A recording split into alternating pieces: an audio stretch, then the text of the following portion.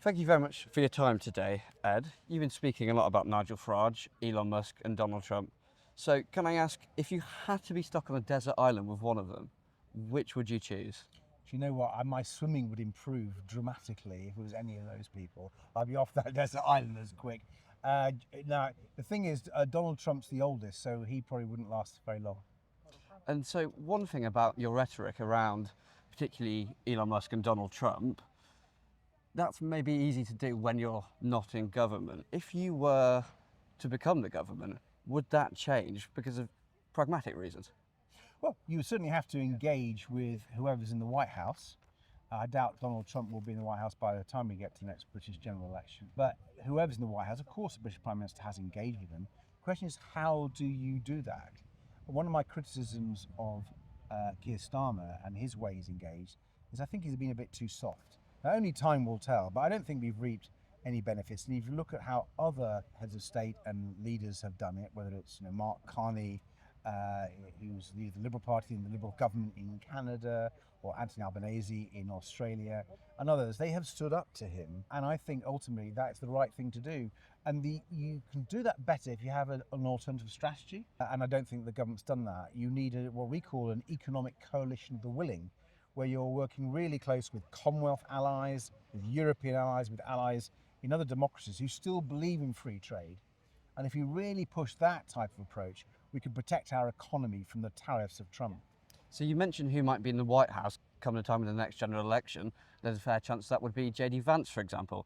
Are your opinions on him similar to those that you have on Trump? Yeah, I'm not a JD Vance fan, but let's be clear.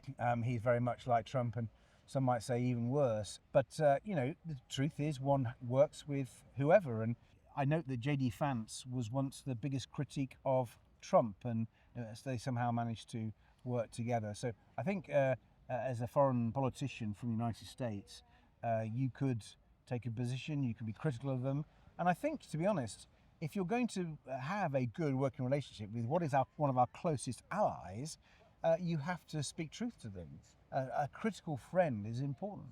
So if I can pose what might be a challenging question, can you think of one positive thing to say that you like about Donald Trump? Now that is an interesting question. It's not one I've turned my mind to very much. But listen, if he is being effective in helping people, whoever they are, then I support that. But I don't know many of the examples of him doing that. So you don't think he is very effective at that?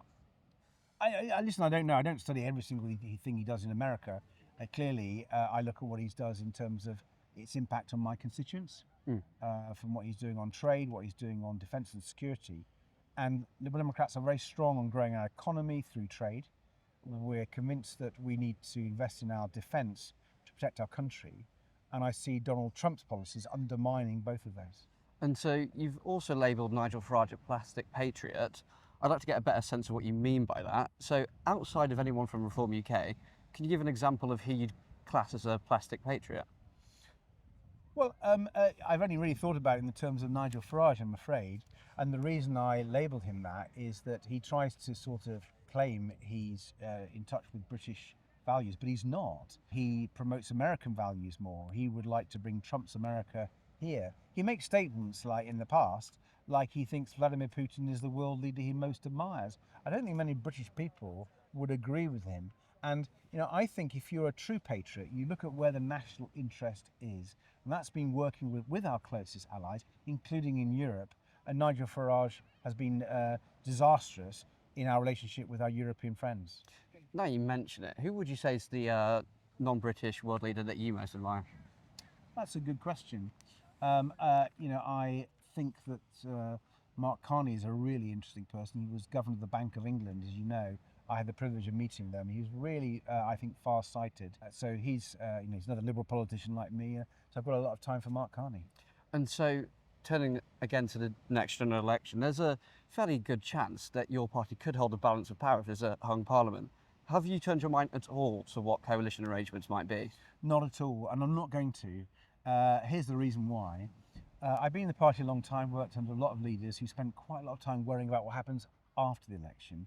I don't think that works very well. I think you need to focus on persuading people to your banner, to your standard, by showing that Liberal Democrats are a party of change. You've got real policies to improve our health service through making sure we support family carers and sort out social care. We've got policies of reducing people's energy bills because the cost of living is so big, and we'll do that by halving people's energy bills over the next 10 years. And if, as leader of the Liberal Democrats, I can get over our policies and our values, show that we offer real change from what's gone with the Conservatives and Labour, and we'll stand up to the divisive politics of Nigel Farage, I think the next election will do incredibly well. We surprised people at the last election, winning 72 seats, our best result for over 100 years. I predict we'll be the surprise of the next election. But do you not think there's something to be said for preparing for potential coalition arrangements? For example, if you weren't thinking about it and you weren't prepared, could there be another tuition fees situation? Well, what you do as a political party is you prepare a manifesto to fight the next election on, which is what you would implement in government.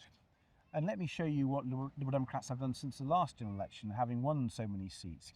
We've continued to campaign on the things we campaigned on in the election and what were in our manifesto. So on family carers, I've pushed the Prime Minister hard. We've got a better deal for family carers. It needs to go much, much further, and we've been laying that out. But we've had some success. We talked in our manifesto about free school meals for everyone from low-income families. The Labour government didn't, but we've got that policy, our policy, in. So the key thing here is you put forward a set of ideas, a manifesto, and you try to implement them, whether you get elected or not. And I'm really proud of what we've achieved so far. And if we keep a conference like this developing brilliant policies that really resonate with voters, again, we'll be the surprise of the next election. Do you think maybe triple-digit seats is a possibility? Listen, I think we are really going to do well, and I think 3 digits is easily in our sights. The question is, can we do even better than that and really get up further? And all bets are off. Politics is very volatile at the moment, and I want to show that if people want change, they don't have to go to a Nigel Farage change, which is, I think, quite extreme and I think doesn't represent British values. They can come to the Liberal Democrats, who represent the vast majority of what you might call Middle England and Middle Britain. Of course, Jo Swinson once famously said that she believed she could be Prime Minister. Do you believe you could be Prime Minister? Well, again, I don't want to predict the outcome of the next election. I am confident in the Liberal Democrats' ability to change our country. I'm confident in our ability to keep winning votes. What I'm hearing from people is people who are disillusioned with Labour coming to the Liberal Democrats. People who once said they were lifelong Conservatives, really disappointed in Kemi Badenoch and how the Conservatives are going to reform. What my job is to bring all those people together so we can win many, many more seats. Already since the general election, our local election results have been fantastic.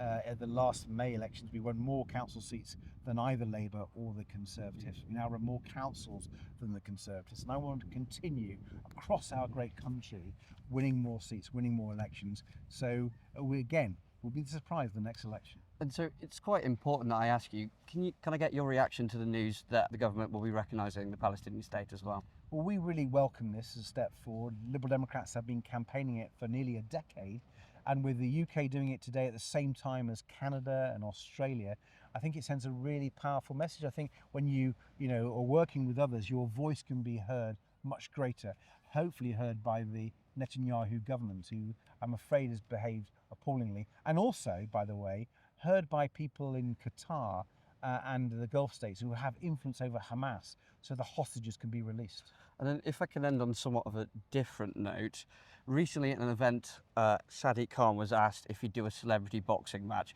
with Tommy Robinson. Would you do a celebrity boxing match with Elon Musk, and do you think you'd win? Do you know what? I remember there was a debate about whether Elon Musk and Zuckerberg should go and have a fight in a cage. I thought that wasn't the best use of their time. It's not the best use of my time either. I'm determined to put forward Liberal Democrat policies. But I will say, I'm happy to do a few more stunts. That's what makes me put a smile on people's faces, and it enables me to get over all the many messages of great Liberal Democrat policies. If you can indulge me, do you think you'd win? I'm not someone who is too immodest like that. I would make sure that, frankly, the contest didn't happen in the first place. But in the next election, I hope we win big. Okay, thank you very much for your time. Thank you.